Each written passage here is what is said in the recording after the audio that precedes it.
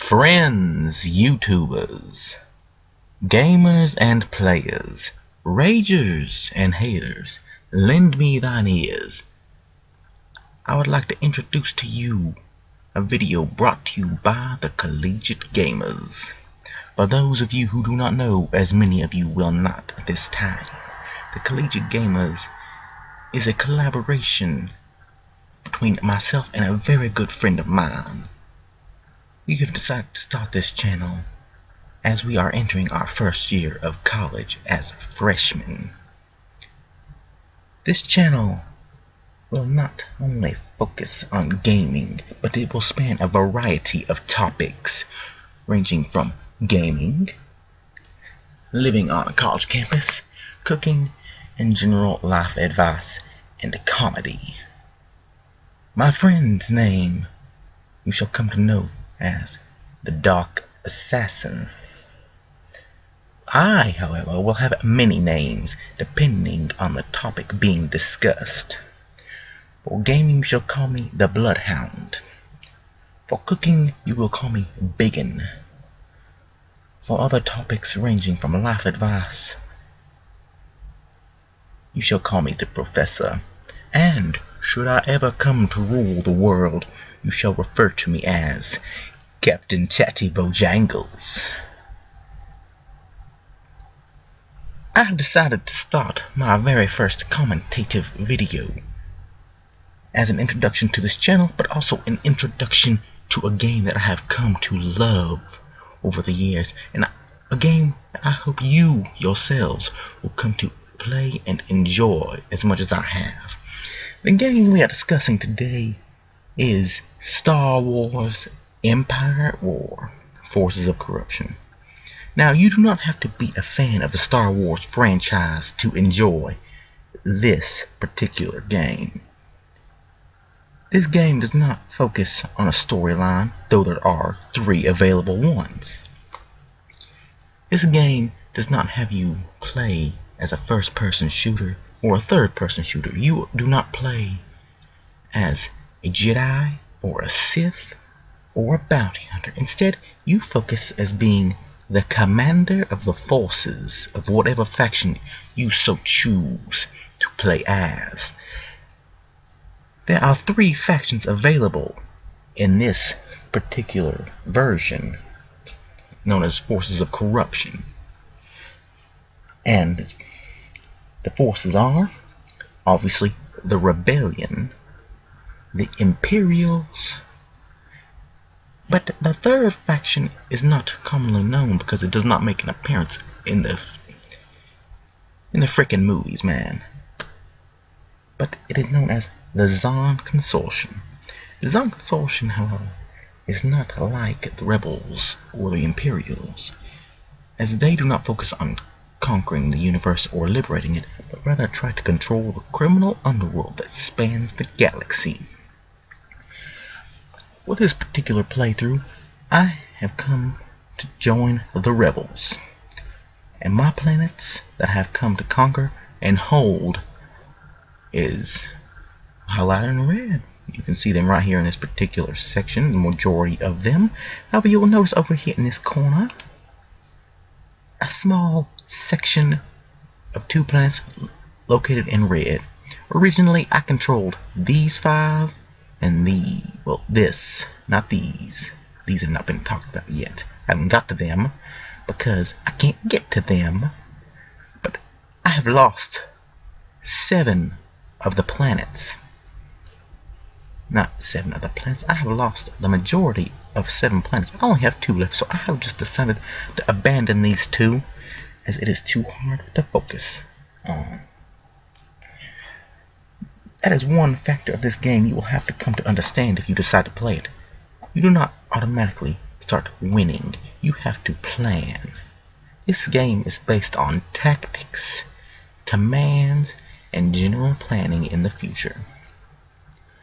In this game, you will have 2 main areas of combat, space and land, each offering a variety of ships and units to be used. Each ship, as you may or may not suspect, will have both advantages and disadvantages over others. These ships in space-wise will range from fighters to corvettes to frigates to Star Destroyer. Each faction having examples of each. Land-wise, the artillery, there will be artillery, there will be infantry, there will be anti-air, there will be land-based tanks, each faction having an example of these.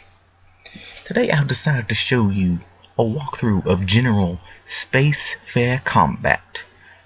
It has taken me many hours to amass this little bit that I do have, and this is only set on medium. So this is not a game for those that want a quick playthrough. If you first start off on easy, you may have to take a week. But once you get there and move on to medium, it will take you, I'd say, maybe a month to play through, because this is not the only map available. This is only a small section. Highlighted right here. I'm not sure how many planets there are. I think there's about 30. But the largest map set on hard spans 55 planets. And should you try to do this on hard, it will take you a very, very long time. I myself have done it once. It took me 3.5 months to even get close to winning. And even then, I did not accomplish it for another month. For those of you that do manage to defeat this game on hard, set at the highest level of planets, my hat's off to you. But I've started off on medium, as you can see that I've told you, and I have also amassed this small cluster of ships right here. And I'm going to show you a walkthrough of spacefarer combat. Now, in space combat, there are two possible ways of doing it. You are either the defender or the attacker, and each method has a variety of options used. If you are a defender, you will have to amass your forces in correct positions to repel the enemy. This is easier than should you attack, which is what I am about to do. In this game, you can choose to send in one ship if you put it in the right little box right when you're attacking. I have personally selected the home one. This ship is the personal flagship of Admiral Akbar, the fish face from Episode 6, Return of the Jedi. As you can see, this game does not really have a high detail quality on default. However, that is optional. You can adjust that as you so please. I have chosen not to, as it runs smoothly enough for me, and I am quite fine. Now, should you be attacking, there are a variety of methods of which you can do. But I'm about to show you my preferred.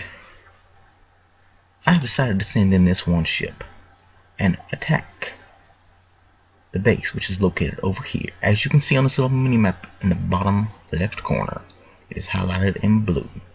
And I have just come under attack by enemy fighters. Now, you may be asking yourself, but man, those are bombers, as you can tell when you hover over them. How is your ship designed for capital class battle going to attack a bomber with such slow firing weapons?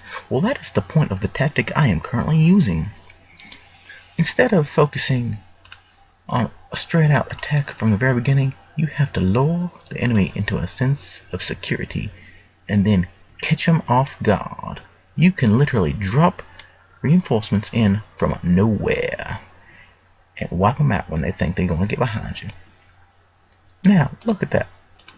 Those bombers, which have posed a very serious threat, have been wiped out.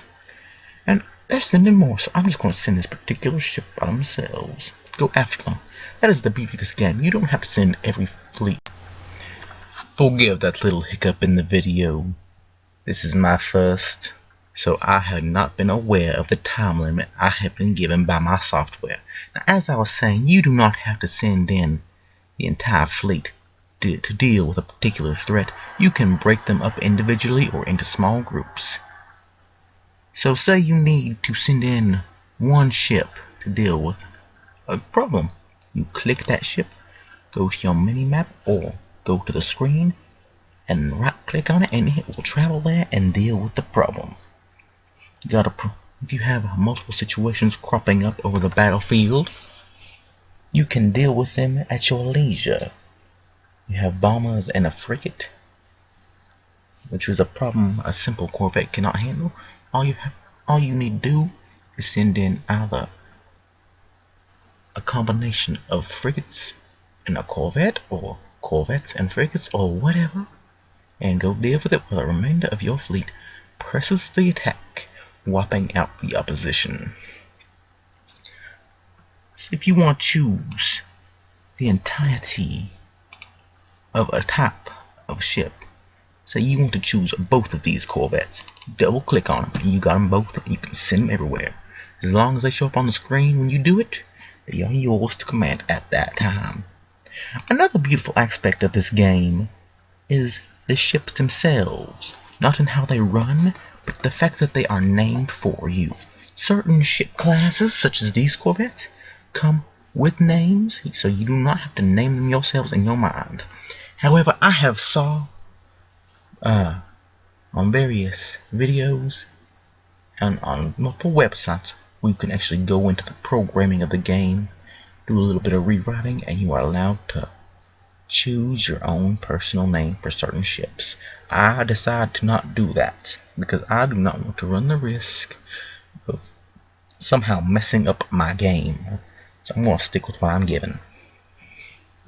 Now, as I was saying as we continue this battle, I've decided to attack the Vergesso asteroids.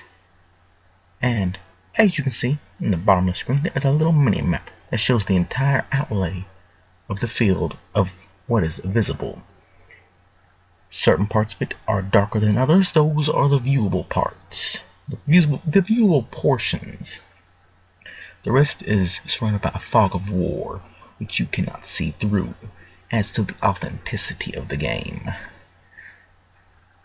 Terrain also plays a major factor, not only in land, as there are mountains and rivers you cannot cross, but in space there are asteroids and debris. Have you decided to send a capital class ship such as this into the asteroids, its shields would be drained, also to the point that it may lose all power and even some of the functioning capabilities like lasers be destroyed. Oh, as you can see, I have encountered the majority of the threat. This is a low-class space station which I am about to encounter. You can tell by the general outline of the shape. That is easier to tell with the Imperials because they like to branch out their space stations. For the Rebels and the Zon Consortium, they like to stack them so you don't know what you're getting into. So, let's see what we have here. We have a Victory class cruisers. These can prove to be very troublesome to the majority of your forces. They are the second highest ship to the Imperial side, not counting Hero class craft. As you will come to know if you play this game, Heroes get personalized ships.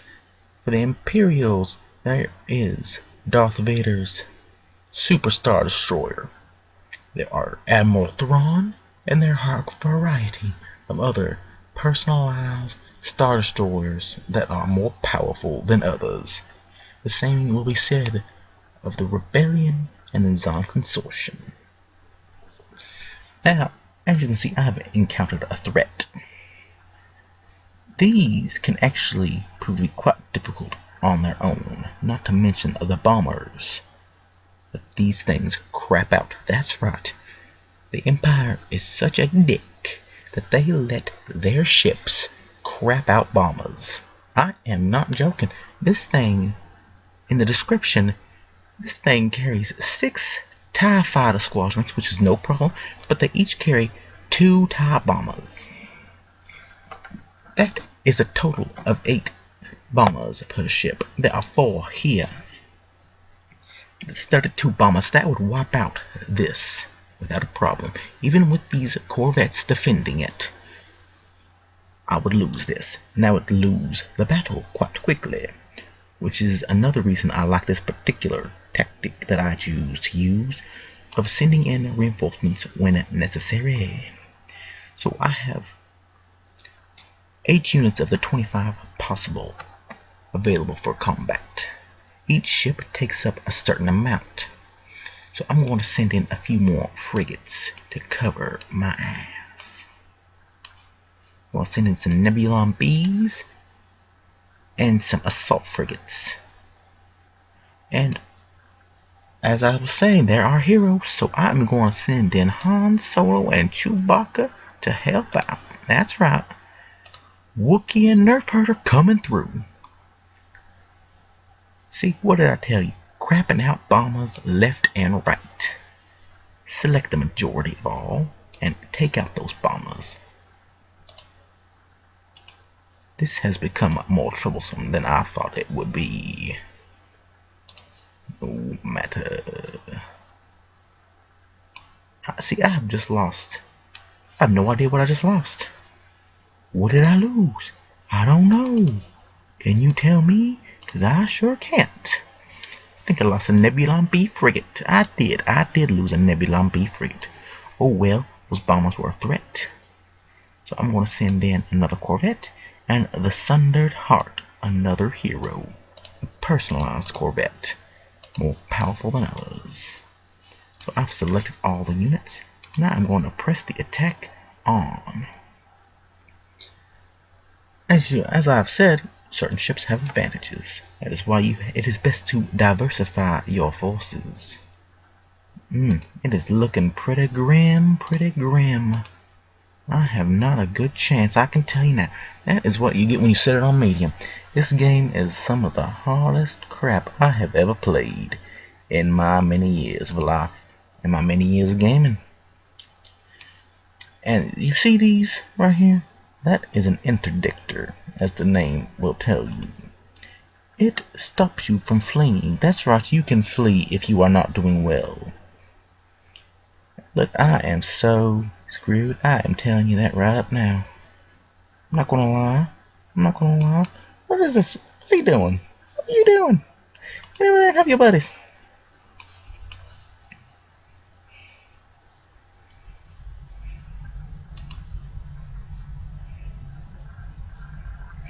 Another factor that makes this game quite difficult is the presence of turrets in both space and land. Each turret focuses an advantage against other ships. I have lost the home one. I am calling it now. Even if I fled, the engines have been blown. It is gone. This has been quite the disaster on my part. I will admit it to all of you right now. I have lost.